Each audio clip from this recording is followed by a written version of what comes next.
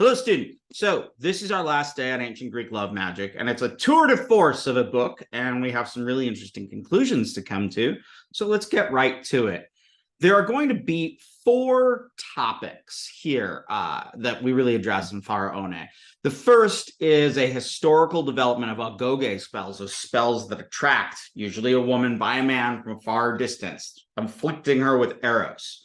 So there's a shift in Agoge spells where they're associated in the early Greek context with the goddess Aphrodite. Over time, we see that Agoge spells are associated with the goddess of the moon, Selene, or the goddess of witchcraft, Hecate. Also, we see an association of Agoge magic with chthonic deities, the deities of the Greek underworld. We'll also see some exceptions to the gender rules that we found in magic taxonomy. Namely, we will see some women using arrow spells against men. Pharaone is then going to put forth a really interesting argument about how the victims could also be constructed as desiring subjects. In this way, women who are usually supposed to always be chaste are seen as being active and lusty. So they actually have a sense of, there's a way to say that this depicts them as having sort of sexual agency, even if it's, justified through erotic magic. And so there's, in this desiring subject and female sexual agency, we see an inversion of usual gender dynamics. And finally, we're going to go over Pharaone's general closing argument about the nature of these spells. So let's get started. Who is Aphrodite? Aphrodite is the Greek goddess of love and sexuality, and she was the main source and force that was yoked to love magic. Remember, we talked about in love magic, you'll have three elements. You'll have a victim, you'll have a statement of the result, namely that it's creating arrows, and finally, some sort of junction to a non-human power, be that a deity or the very power of the ritual and the words themselves. So moving into the Hellenistic phases, now remember, the Hellenic world is just the Greek world, Hellenistic, Greek-speaking world of the Mediterranean. We see that Selene, the goddess of the moon, and Hecate, the goddess of magic, the moon and witchcraft, also the moon, become associated with Agoge spells. Also, we might remember Hecate as being associated with the witches of Thessaly. We keep hearing about these witches of Thessaly. They're always up to some sort of business. So further after these goddesses, we see yet another shift toward underworld deities. These are called chthonic gods. Now, a chthonic god is a god of the underworld, and they're contrasted with what we call the Olympic gods, the gods in the sky. So they're groundly beings. I know in some contexts they're described as, they like libations poured on the ground. They like blood sacrifices. They like, they're just sort of a more visceral type of deity, the chthonic deities. All right, so Aphrodite sort of makes sense associated with Eros magic because she's associated with sexuality and love. So subsequently, we see that she is associated explicitly with the Iunc spells and the Kestos Hemos, which we remember the Kestos Hemos was that magical bracelet of some form that was originally connected to Aphrodite using it. She's also associated with the enchanted apples that we see so often. And what's curious to me is that she doesn't exactly do these things or cause the arrows, but she gives people the methodology to cause the arrows. So sort of like the god Hephaestus of the hearth and of the forge. He is one who makes weaponry and makes things for the other gods. She creates these technologies. We do know that she is associated with the morning star and with the planet Venus. Now, another thing that we've seen in these spells is a shift from sort of DIY performances that were done on rooftops or whatnot to sometimes professional sorcerers working with clients. We also see that the setting changes so that they're often done at night and they're often done at grave sites. This is, again, really similar to cursing magic. Those curse tablets were often found at grave sites. So the night the moon, the underworld, grave sites. All of these are better suited for the goddess of the moon, the goddess of witchcraft, and the underworld deities than they are to celestial Aphrodite. She makes these deities make more sense there when you really think about it. We do see some earlier references to Selene and Hecate being associated with love magic, but they're very sparse and hard to find. So one of the things that I want you to think about here are sort of gender poles. I mean, women invoking the moon to do the works of desire. I mean, there are some traces we found of men being men, when they use erotic magic, will invoke the sun or Helios. And there are patterns that we see across magic and across religious traditions. Namely, you see that the sun, is connected to the phallic, and the lunar, the moon, is connected to the yonic, the opposite of phallic, from the Sanskrit word yoni, meaning vulva. So we do actually, and Pharaoni digs out one homosexual-oriented spell, so male inflicting on another male who desires him, in association with invoking the sun. What's this business of invoking? And what is evoking? What are those two words? Well, let's take just a second here and think about the difference between prayers and spells, about what it means to pray to a deity, or to conjure a deity up and force them to do something, or to conjure a deity up to enliven a spell. So as opposed to asking them in a prayer or supplicating them in a prayer, you're kind of manipulating them in magic. So how are different deities connected to magic? Well, Pharaoni says that a lot of these are more of what are called evocations. I'll explain that in a second. But he does say there is a chance that there might have been very pleasant prayers to these deities while a sorcerer is performing the tasks of preparing the magic spell, of mixing up the medicine, if you will. So what I want to think about is, what does it mean to invoke a deity? And what does it mean to evoke a deity? What does it mean to invoke a deity in prayer versus to evoke a deity in ritual? When we go to the Oxford English Dictionary, as I always go, I see that an invocation is like a prayer. It's the act of invoking or calling upon a god or a deity and so forth in the form of a prayer or an attestation, a supplication, or an act or form of supplication for aid or protection. You are asking. You are a lesser being than God, and you're asking. So we see in ecclesiastical forms that an invocation is a form of invoking prayer as part of a religious service. So I invoke the name of Jesus Christ and God the Father over these proceedings. Now, evocation is a little different. Evocation, we see the act or an act of conjuring or summoning a devil or spirit by incantation. An incantation or magical formula used for this or a similar purpose, a charm or a spell. So evoking is bringing forth that deity to have them do something. In Roman history, we see that an evocation was calling upon the gods of a besieged city to forsake it and come over to the besiegers. So the gods are evoked, brought forward, and convinced to come over to the side of the people who are holding an army hostage. We also see the evoking or the calling up of a spirit. And I will note that these words get a little tricky because I hear often, especially in context of ceremonial magic, people will say invoke often. They will, when they are invoking something, as I've done with pals of mine, you are actually calling forth a creature or a something, a non-human entity. And usually in the contemporary context, you will invoke that deity and it's thought to be there, and you'll see some change, some physical change you'll notice. And then a lot of people, after they invoke a deity, will engage in automatic writing.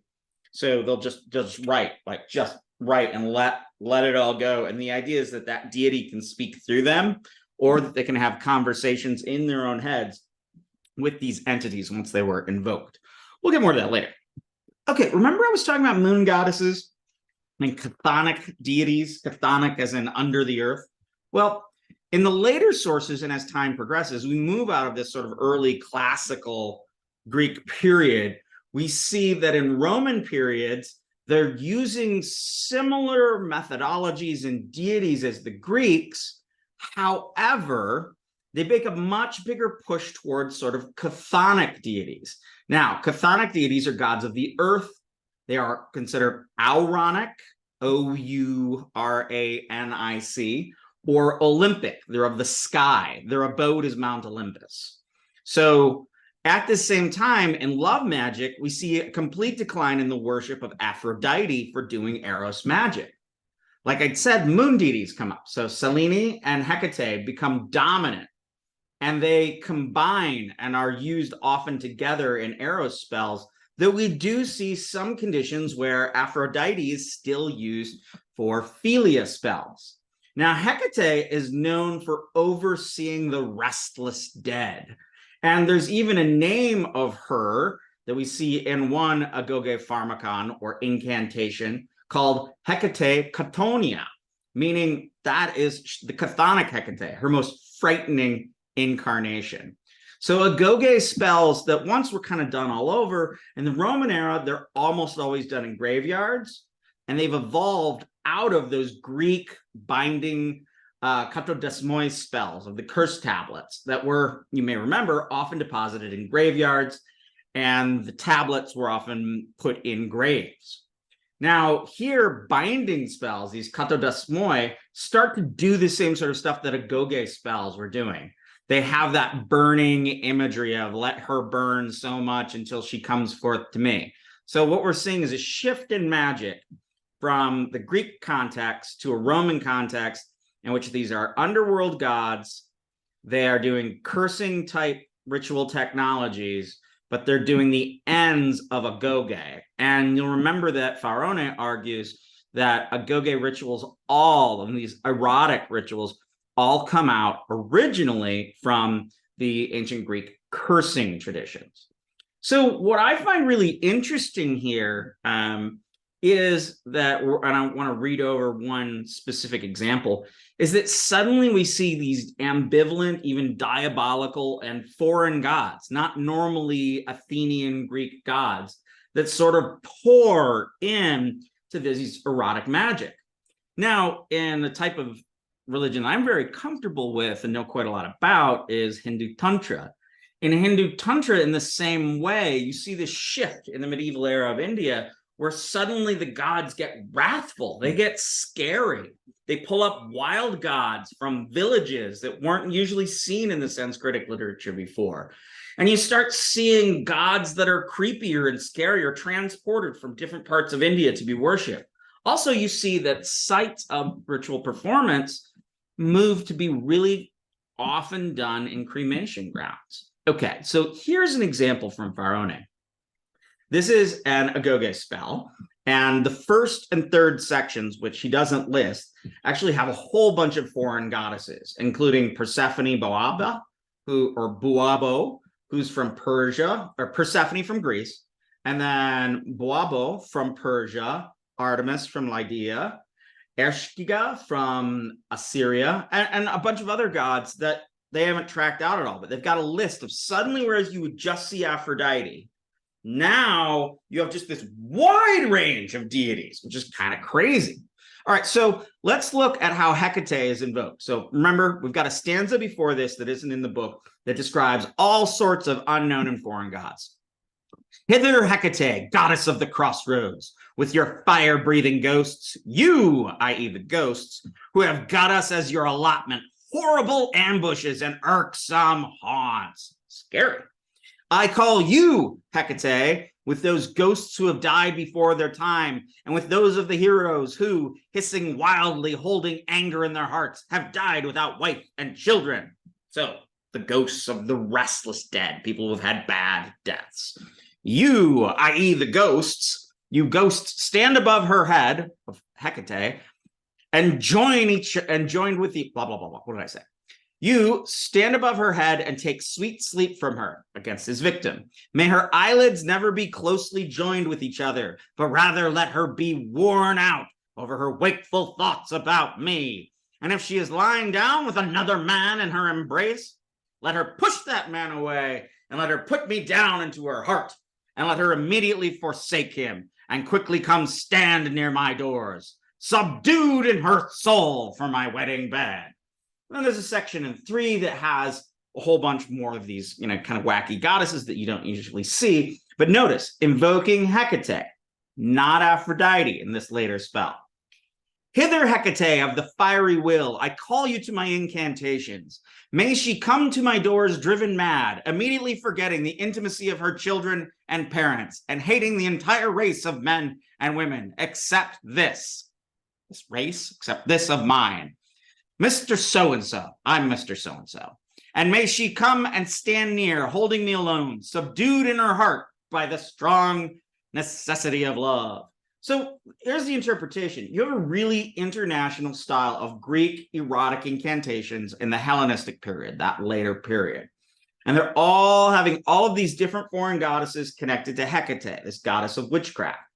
But in the actual spell here, like the last part where it's actually the incantation, you'll notice that there is no real solid Hecate there.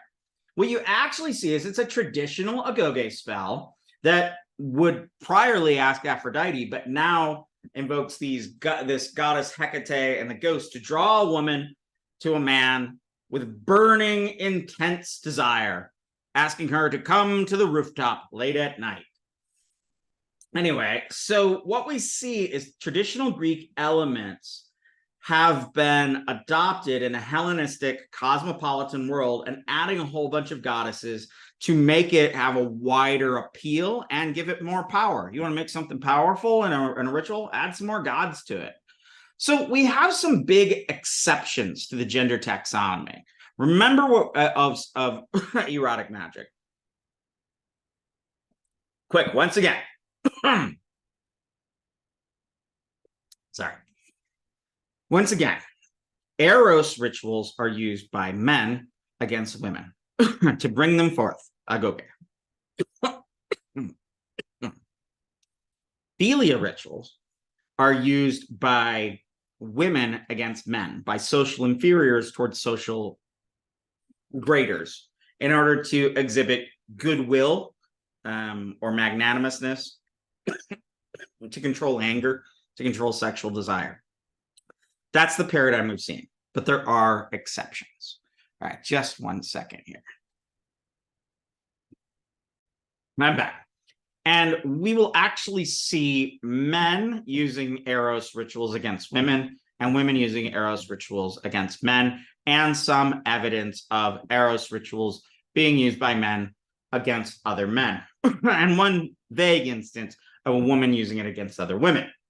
Okay, so supposedly Eros by man, woman by philia, but there are these exceptions. Because of there are these exceptions, Farani posits something called situational gender. Now, your sex is biologically determined. Your gender is culturally constructed. That's how it works in every culture. And what we're seeing here is that the gender roles between men and women could shift depending on their social position. And there are almost alternative ways to be male or female in the sense of depending on where one's social position is. Okay. All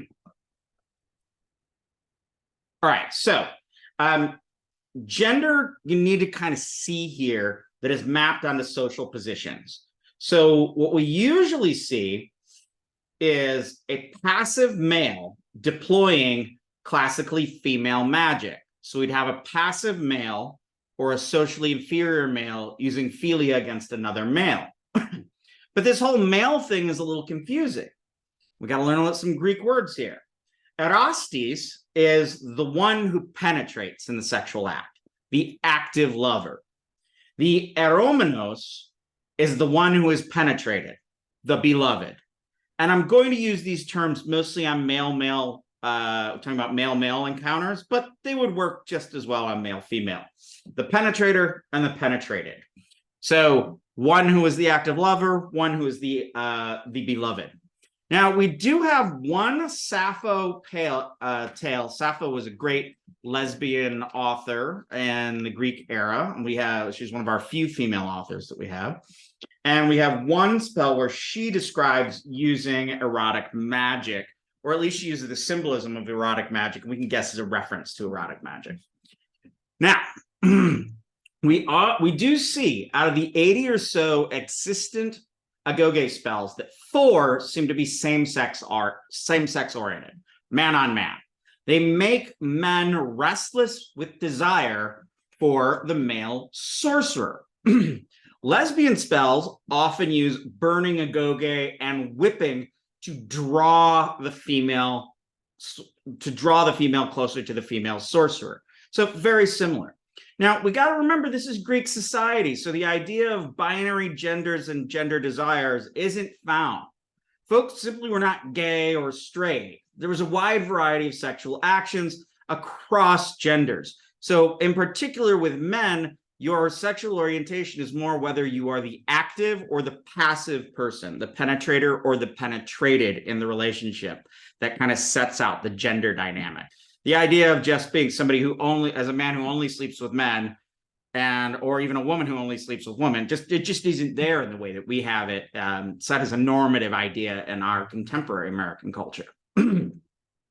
Okay, Faroni does make this interesting argument that maybe there's a lot fewer spells that we see about erotic magic because people of same sexes had easy access to one another.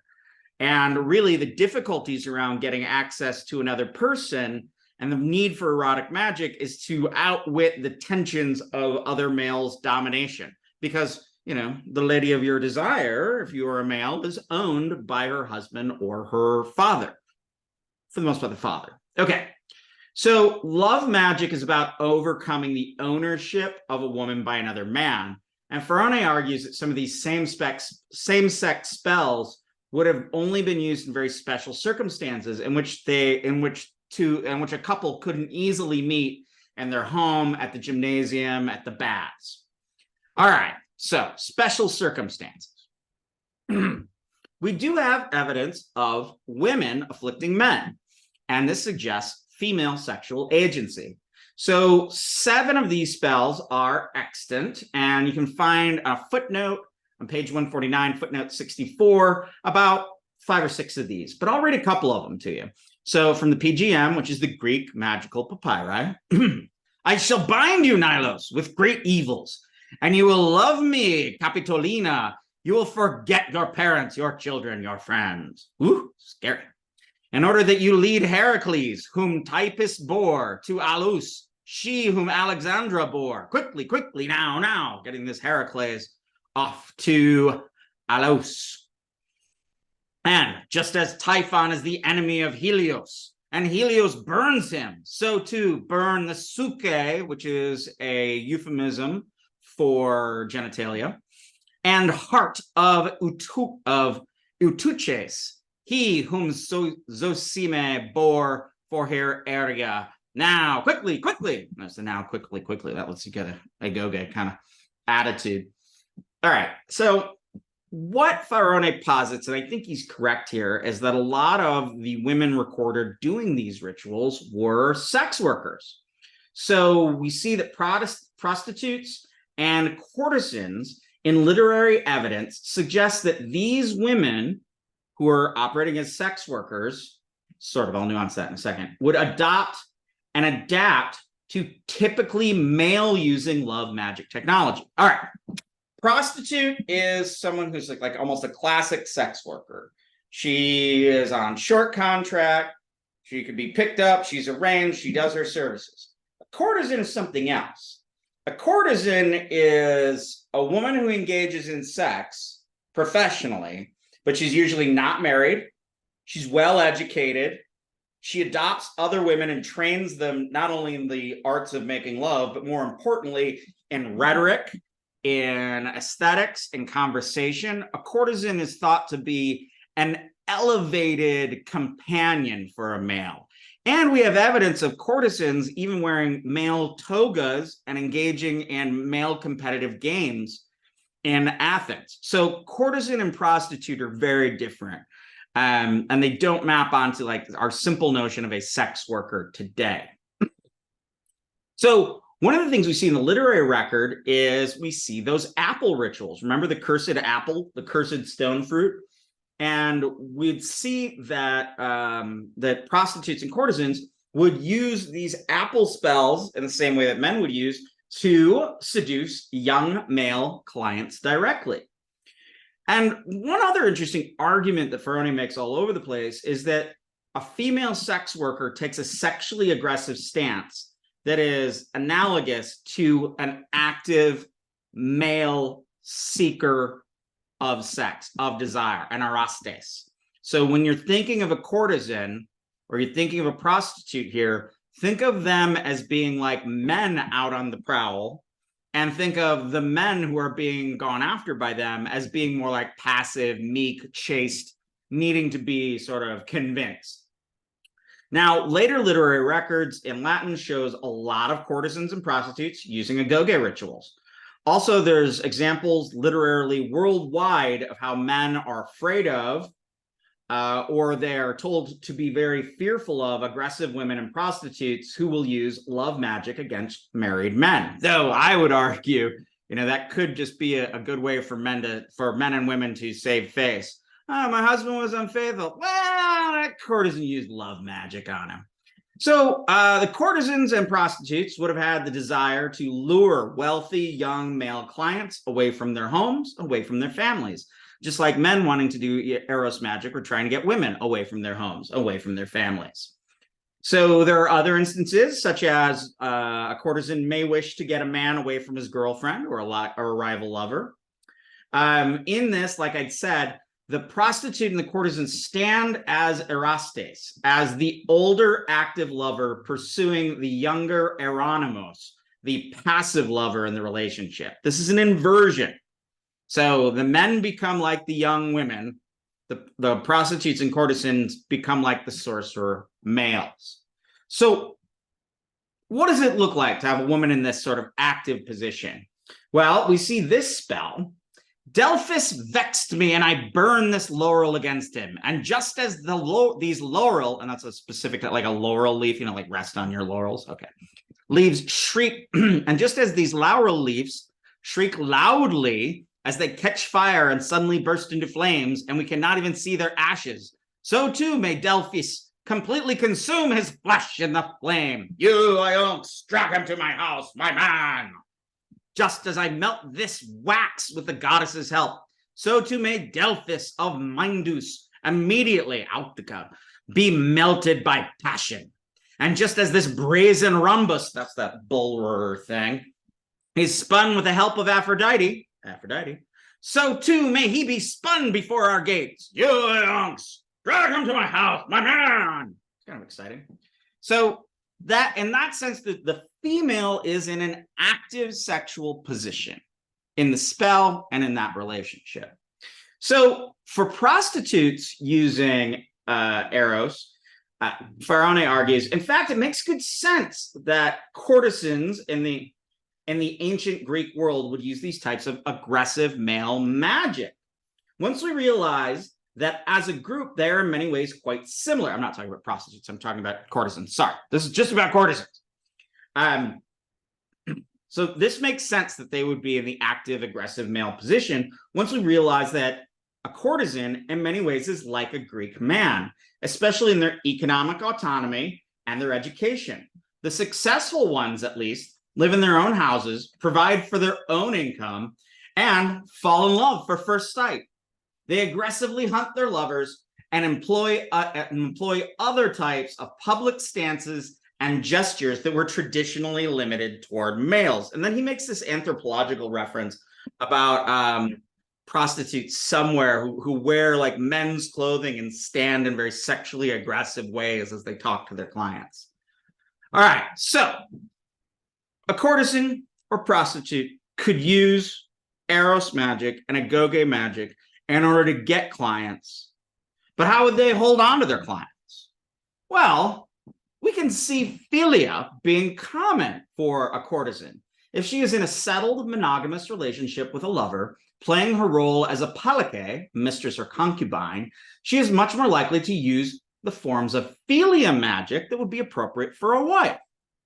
For instance, we read when Philioneus, when his Philioneus's Palike in Antiphon's speech hears that he is going to break off their domestic relationship and send her back to the brothel, she uses a love potion typical of a married woman, because at this point in her life, her social role is very similar to that of a wife, and she makes similar emotional demands on her partner. She administers the fatal potion because she wishes to be more loved by him. So she makes the error and kills him, not because she wants to seduce him. So courtesans actually, in fact, are regularly described in the same terms as an autonomous male lover in a male-male relationship. And a wonderful play called the Lysistria, whose main character is said to use the eons to draw forth men. And in fact, the Greek text actually says that this is a manly thing that this woman does. It's most manly. Lysistrata is actually a great play. It's about women who are so sick of war that they stop having sex with their husbands.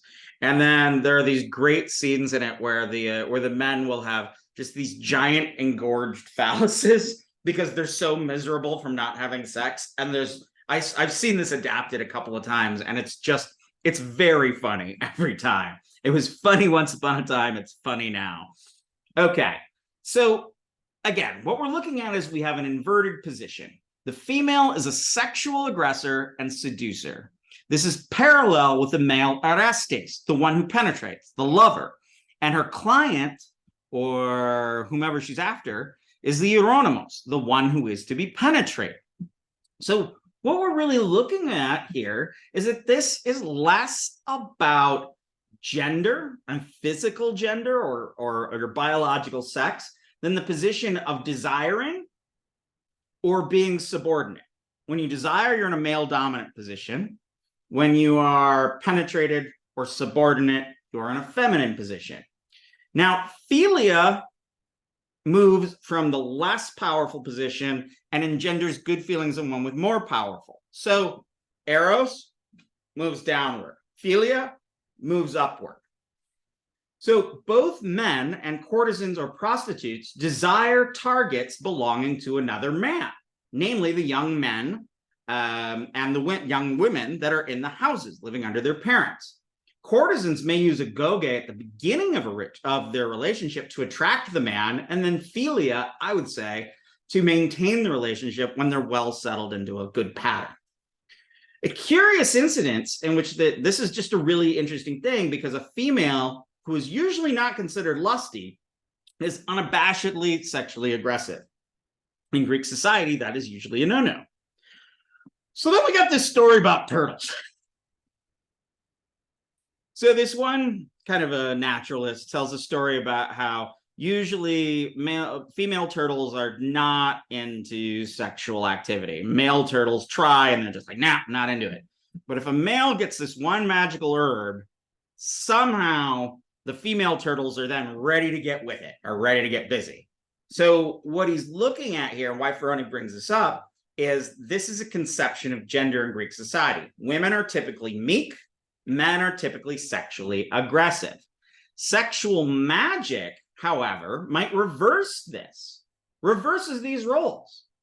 A woman can pursue a man in the way that a man pursues women or pursues other men. This does suggest a certain misogynist reading of female desire. Philia suggests rampant male desires that needs to be cooled by a woman. This eros suggests that females are usually meek, and to get them in the mood or to get them, to stimulate them to be ready for sex or a sexual relationship, these erotic rituals need to be put out to increase a woman's desires, to make her mad with lust and desire. Now, think about it this way, though. That's where Ferroni lays out. Usually, men are very anxious, and they think that women are, in fact, naturally lascivious, and they need to be cooled down and calmed down. This eros magic is suggesting women need to be heated up and invigorated. So he's got this two kind of interesting arguments. One is for a misogynistic, so against women reading of this sort of dynamic. and the other is a misandrous one against men. So in misogyny, and both of these models exist. It's not either or. You see both of these in the Greek culture. In misogyny, women are considered naturally chaste and males naturally lusty. So it's against women. So women are physically, intellectually, and morally inferior men. However, men fear that women are naturally lusty. So erotic rituals needed to inspire women.